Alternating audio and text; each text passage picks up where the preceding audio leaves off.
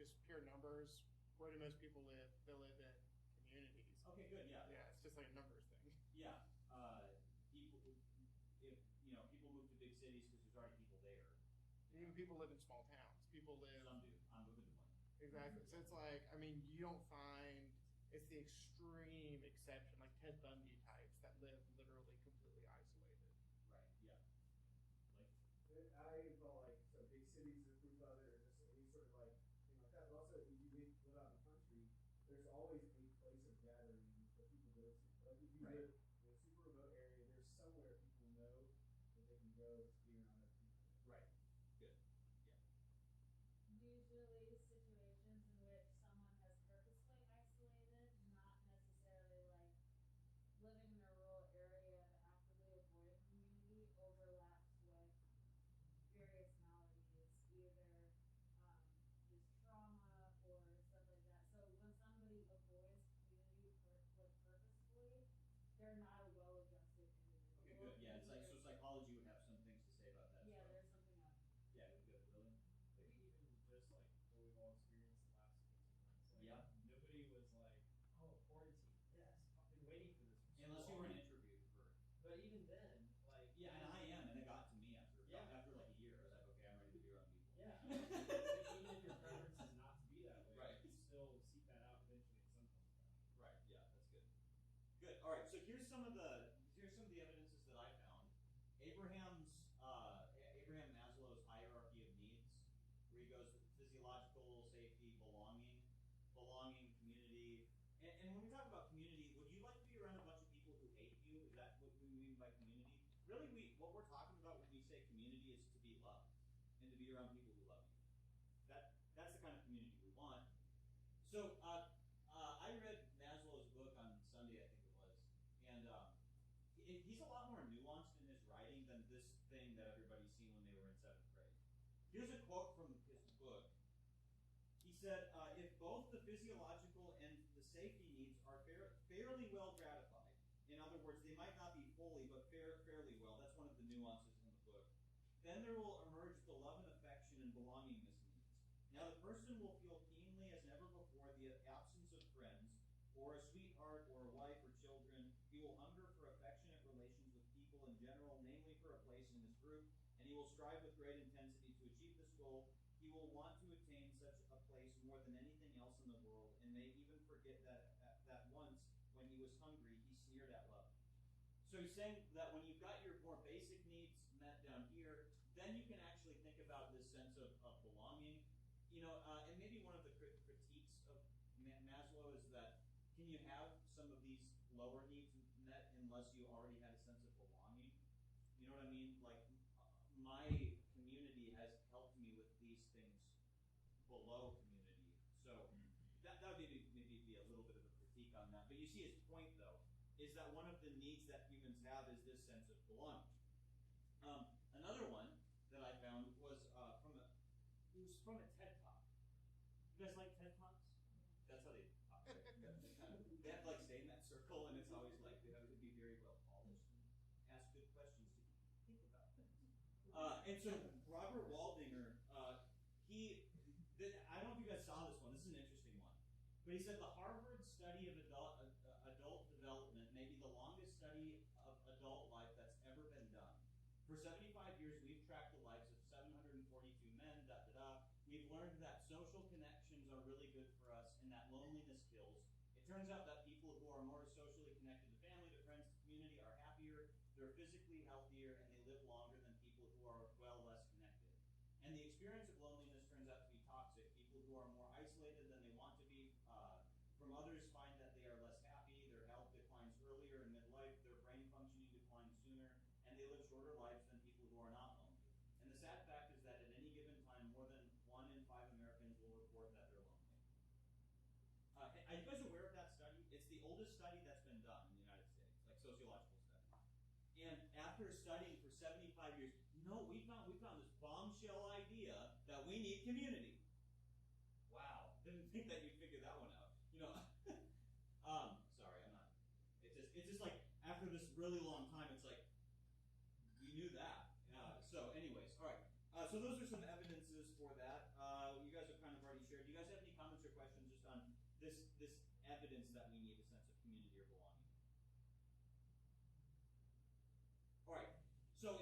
if we would all grant that that's a need of everybody, what would be some approaches that secular people who do not have a Christian sense of community and whatever, how have they tried to find community? Now, this is the question that I need the most help with. Did you guys do any research, try to figure out how somebody who doesn't have a sense of God or community, Christianity, whatever, what do they do to try to find community? Yeah, Scott? It's like in college, you've got all these like clubs you can join, or like people with similar interests or Right. similar degrees. And I feel like a lot of people, when they get out of college, they kind of are in this culture shock of like, whoa, I'm on my own and I'm not in my dorm or whatever. So maybe college is one of the ways that people try to find it, right? And Right. Then, and then eventually that doesn't last forever unless you want to go to college. Right, and then also other sort of just recreational groups, like outside of work, like I don't know, like practice sports league. Yeah, that's good. So you find some kind of shared activity that you can do together in that way. Good, William. I think that sometimes, I think about my job really tries to like manufacture a sense of community even in the workplace where it's like we're a family and like this is we're all in this together and like we do these nice things for you and all this stuff. But and maybe I'm already like attacking this a little bit, but the weakness to that is that like people leave the family when they change jobs, or like Yeah. or people like on sports teams they like go to a different sports team but they don't play the next season or whatever. Like there's no like longevity to Okay, good. community. Yeah, and your body's going to erode. So let's say that I play in the softball league and I get to some age where I can't play anymore. Then my community's gone in that sense. Yeah. Something I've seen in like at least like my lifetime is this growing obsession with like labeling. So you have the more like ones with like more merit, like Myers-Briggs type or like Enneagram type, but then people are also like, and I'm this Harry Potter house, and like I'm this like person in this like dystopian film. And what those things engender is you can look at somebody and be like, oh, I'm a Ravenclaw too. We have something in common. Right. And you'll see people put, like kids especially in their like Instagram bios, this list of all these different things that they are, so that they can find the people who they have something in common. And not only is that an evidence of our sense of needing community, but that's one of the ways that people try to find it, right? Like help me define who I am, and then I found other people who define themselves that way, and now we can be like besties now, right? Stephen? I think another one, and it's funny that Abby mentioned that because I feel like a lot of people do the same thing with this, but gender and like your identity in that has become such a big thing of like how you identify immediately connects you to other people. And I think it would actually be interesting study to think about how the LGBTQIA community has like done such a good job of building this community where people feel supported and set and things like that. Obviously, the long term, that's not going to be the thing that's going to last forever. But I think thinking about that is like, how should community be built and give that to people? And that's one of those groups where a lot of people look for that in how they identify, Yes. and who they identify with, and who else identifies in that same way within, and how they felt outcast or things around that common goal of finding love. Yes. In these like moments. Yeah, good. Kelly and then Blake. Meetup. We use it Yeah. in our community, but look at the number of categories. I mean, anybody who wants to make a meetup Yeah. for people like that. Good. There's like apps that you can meet up. I mean, it's called Meetup. You know, what was really interesting is, especially when I was in California, and it's happened here too. When I would meet somebody for a meetup Bible study, and the first time I talked to them, they're like just pouring out like all of their deepest, darkest secrets, and it's like, what? Like, have you not had anybody to talk to about it? It's so sad. You know, so people are craving that kind of thing. Blake. I was thinking like a lot of it comes down to like I guess interests and maybe experiences or like some Yeah. sort of activity. I know you have specifically asked about weaknesses, but like it's part of it, I guess. Yep. Yeah. It's So, part like, of it. I guess the difficulty with or the weakness in that is like what an activity is. Like Yeah. your community theoretically breaks down as soon as activity is or like interests come and go. So like I guess you're just hoping that your community is always found based on your interests. And even with what Stephen said, I was thinking like within each of those categories, within that large community, like in my opinion, the weaknesses it breaks down because like there's such an individualistic nature within each of those. Yes, because you're starting with who I am. There's its own community. Yeah. But even within that, it's like different. I don't know, like it seems like there's weaknesses there where it's like I don't know what the base level or the base like draw community like connection is. Right. With all those other things. So we're seeing so far that like community's got to be built around some kind of shared common interest, right? Catherine Osman, I've quoted from her book Grace Without God quite a bit in these classes, but she had a chapter on how secular people have tried to find community. So she talks about this. Between 2005 and 2015, the American Humanist Association saw the number of its chapters rise from 59 to 180 in 46 states and the District of Columbia, where secular humanist groups of the previous century would be characterized as composed of graying members hashing out the implausibility of God's existence. Today's groups attract millennials, college students, parents, and parents of young children. So there's even like groups that come together that try to, in some way or another, mimic what a church does, and like they'll have somebody give some kind of sermon from some Greek philosopher or something, or Richard Hitch, whatever. They'd have something like that, and they do poem readings and stuff. And so that's one approach that people have had. But so you look at that example, you look at people doing meetup groups where it's like, let's go hiking together or whatever. All right. Why is it the case that those things wouldn't create a deep sense of community? Because have you guys ever had some friend or somebody in the city or whatever that is talking to you, because it's so tied to your life, you bring up something about friends from church. You might not use the word church or whatever, but you'll say, I have some friends that blah blah blah. We do this together. We do that together. I'm like, well, that's very strange. Like I've tried to connect with people, and I've never been able to have what you have. Like, do we realize that as Christians, what we have because of what Jesus has done is just super unique? What are some of the weaknesses of this? And I'm going to list a couple of them here, and then if this creates and spawns other comments, that's great. We talked about Charles Taylor. He wrote that book, Secular Age. We used this quote earlier for our discussion on having a sense of identity, and I said that I'd come back to this for the community discussion. But he said intellectual and artistic elites have been searching for the authentic way of living or expressing themselves throughout the 19th century. In other words, really elite, like rich people, they could think about, who am I? How can I express myself? That was something that only elites could do back in the day. And then he says, what is new is that this kind of self-orientation seems to have become a mass phenomenon. Often this is expressed as loss, breakup. A majority of Americans believe that communities are eroding, families, neighborhoods, even polity. They sense that people are less willing to participate, to do their bit, and they're less trusting of others. The idea being that if I'm trying to build community based on all the things that I identify as in me, and not like what God has done for me and all these different sorts of things, my sense of community is really going to be about whoever is constantly praising me.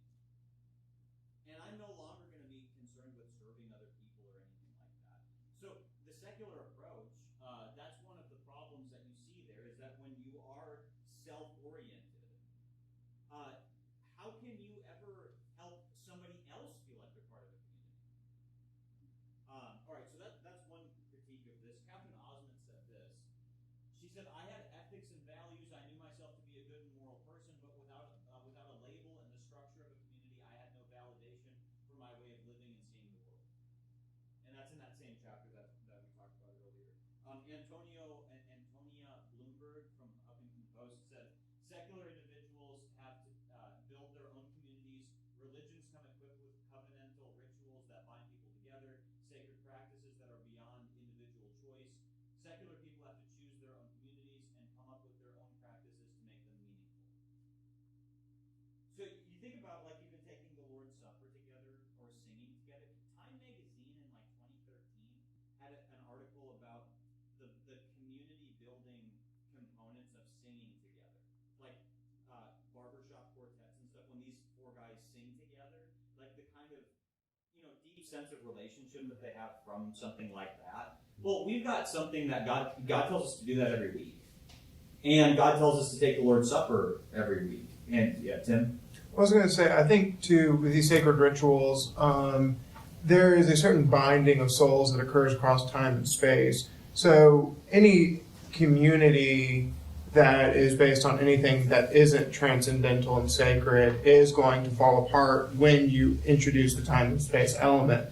So if you're a member of a rec league for softball and you move to another town, you're going to lose that community. Whereas if you're a member of a church and you move to another town, you're not going to lose your community. Like Robin and Paulette are still very much a part of our community. Right. So I think they're, and How the long reason, would be part of your guys' community? but it's, I know, and I mean, just even in my personal experience, I remember, being trapped in Spain. I thought I might get trapped in Spain when the world was falling apart last year. And my immediate plan was, first of all, I know I have Christians here in this country that I've never met before, but they'll take care of me. And I would rather been like in another country, like, specifically, like I had a very good relationship with some Christians in Germany, so I would try to make it there first. Yeah. But same deal. I knew wherever I ended up, wherever I was trapped, there were Christians that were going to take care of me, whether or not I'd met them. Right.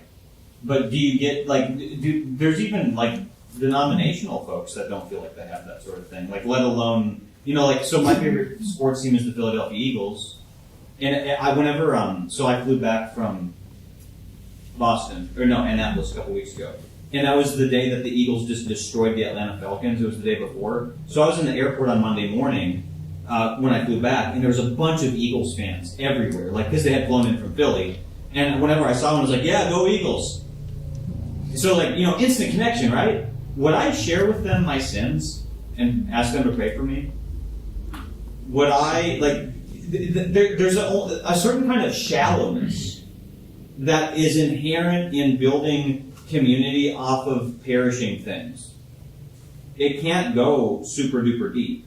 You might feel, oh yeah, that's kind of a buddy, they like the Eagles too or whatever, same kind of music, whatever. But it's not going to have the kind of depth that Christianity creates. Now, one point about this, and we're going to get to the Christian resources, we're kind of touching on a lot of them as we talk about this. But when it says here that secular people have to choose their own communities and come up with their own practices to make them meaningful, they have to come up with their own practices. All right? What would be problematic about a group of people trying to come up with their own practices? It can probably become a little bit exclusive, or just I would imagine problematic, in different ways. I think someone arises as the vocal one who takes charge, right? Mm-hmm. And then the whole thing about each person being we're all individuals, just coming in, that kind of breaks down that. Because there's no way you can have practices that everyone will agree on for all time. Right. They're ever changing, and eventually you're we're tired of doing this. Why don't you decide? Yeah. So this is interesting. Whenever I had done these studies with a group of atheists, I'd been reading from all these respected people, Bertrand Russell and whatever, Charles Darwin, whatever, and I'd bringing up some of these quotes. And one of the things that becomes really apparent in all of this is that whenever you bring up a quote that may not be very palatable today, like the ones that we talked about with Darwin, is they go, oh, well, I don't believe everything he said. Bertrand Russell, yeah, I like a lot of what he said, but that sentence there, or that statement, or that book that he wrote over there, we don't like that one as much. In other words, there's no loyalty needed in the secular mindset to anybody. So you can pick and choose whatever you want. So let's say that you've got a group of people that want to come together and we have to make our own rituals or something like this. Well, nobody's being bound together by any code or law that they have to submit to. It's their gut telling them what they think they ought to. How can you ever build a sense of community, like what Tim said, without a transcendent concept or a transcendent God dictating for them what they do? Were you going to make a comment, Tim? Yeah, I was going to say, I think I'm casually interested somewhat in AA and how they function. Yeah. And it's interesting to me, too, because, you have every single AA that meets across the United States all has the same goal. But it's interesting to me, they all have even different rituals that are practiced. So you go to 3 different AAs in the same city, you can get 3 different ritual practices that occur in each one. So I think, and that's almost the closest you can get to a secular meeting that has ritualized practice. But even then, like if I was a member of one AA, I couldn't go to another AA somewhere else in the country and feel completely at home Sure. because there's this lack of transcendent ritual. And eventually, I know that if you go through AA, they let you kind of keep coming if you want, As but long as you eventually want. you graduate from it. Yeah. So then in that sense, it's lost eventually as well. Kelly, and then Two things. First of all, I think the fourth step of AA is you have to admit to a higher authority, to a God, whatever your God might be. and your God could be your dog. Right, yeah. But they do, it is part of saying we have a higher authority. Right. So, and that's what makes it work so well.